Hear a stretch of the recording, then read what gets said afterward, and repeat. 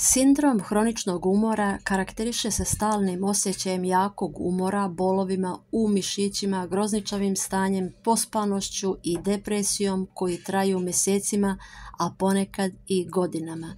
Radna sposobnost kod ljudi se upola smanjuje, pritom oni ne pate ni od psihičkih oboljenja, ni od infektivnih, nemaju hormonalne poremećaje, ne zloupotrebljavaju lekove i ne podvrgavaju se dejstvu toksičnih materija na organizam.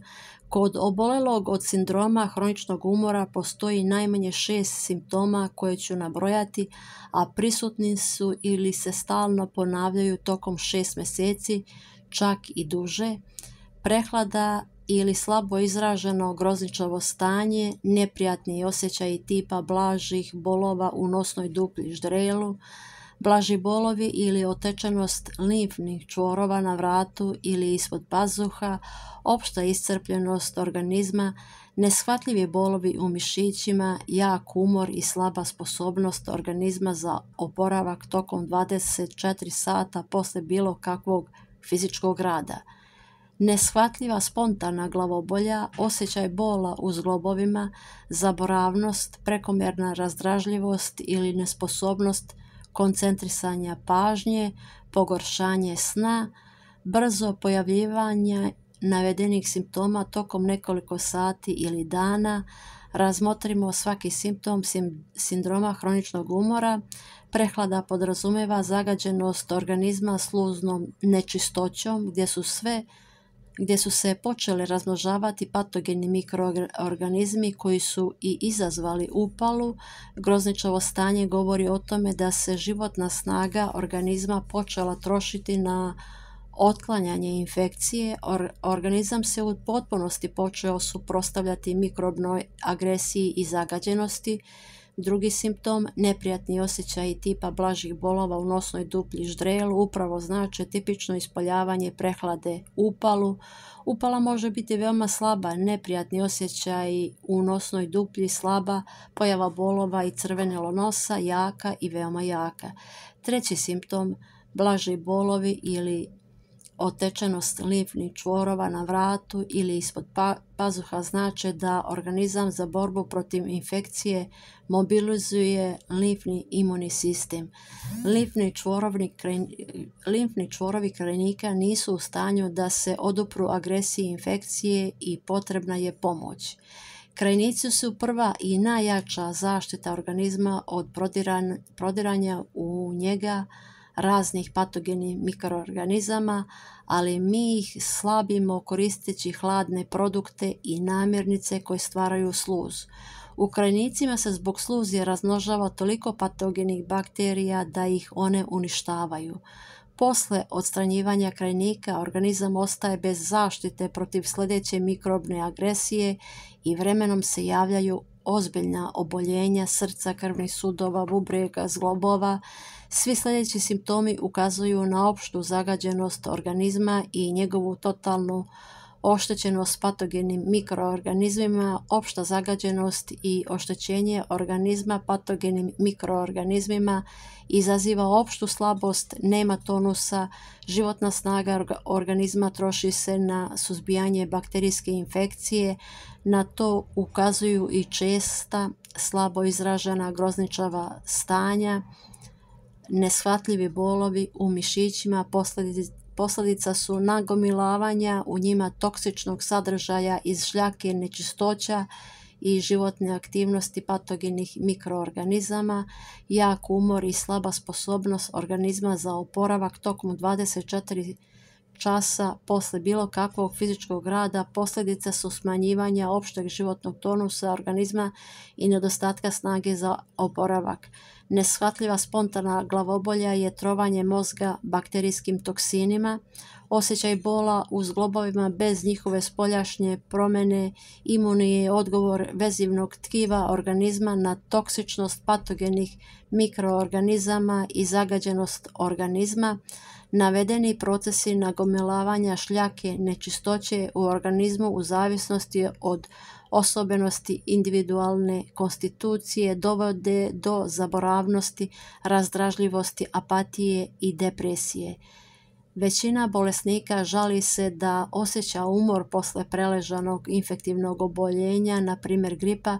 Kod drugih ljudi bolest počinje posle preživljenog stresa ili zapadanja u neuobičajenu situaciju, na primjer za vrijeme razvoda, posle smrti čovjeka koji je bio blizak, kao i posle promjene posla, radnog mjesta. Kada je riječ o posljedicama zagađenosti organizma, do njih dolazi neprimetno sa godinama, pa čovjek u to i ne sumnja, zbog čega se ne može ni izdvojiti kao najvažniji uzrok. Eto zašto mnogi ukazuju samo na grip i stres.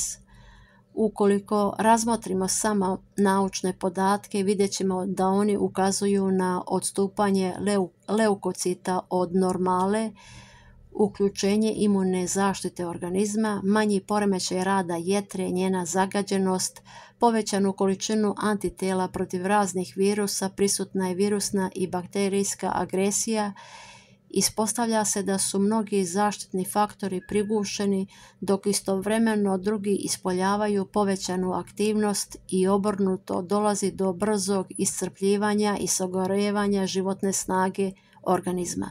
Od sindroma hroničnog umora može oboleti svaki čovjek koji stihijski živi, jednostavno sagorevajući svoj životni potencijal ili u trci za materijalnom dobiti ne želi ništa da zna osim svoje komercijalne djelatnosti, radi više nego što organizam može da izdrži, to jest previše se napreže. Od sindroma hroničnog umora pate žene u dobu od 20. do 50. godine koje su uspješne u svom poslu. Lekari isprobavaju razne lekovi koji jačaju imunni sistem ili deluju na određene viruse. Izvjestan uspjeh postignut je primjenom nekih antidepresanata koji povećavaju energiju, poboljšavaju raspoloženje ili noćni san.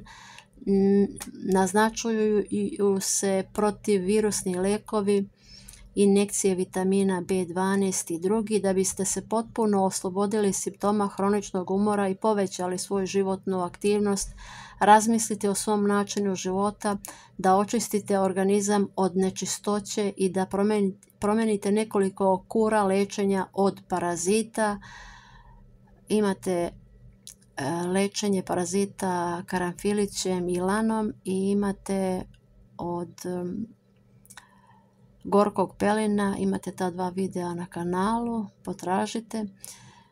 Treba regulisati način života i uskladiti ga sa bioritmom prirode, pa će i vaša životna snaga dejstvovati u skladu sa silama prirode i brzo će se obnavljati. Život i aktivnosti bez uzimanja u obzir bioritma prirode drugi su uzrok sindroma hroničnog umora.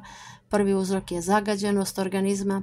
Zagađenost organizma je uglavnom izazvana nepravilnom ishranom.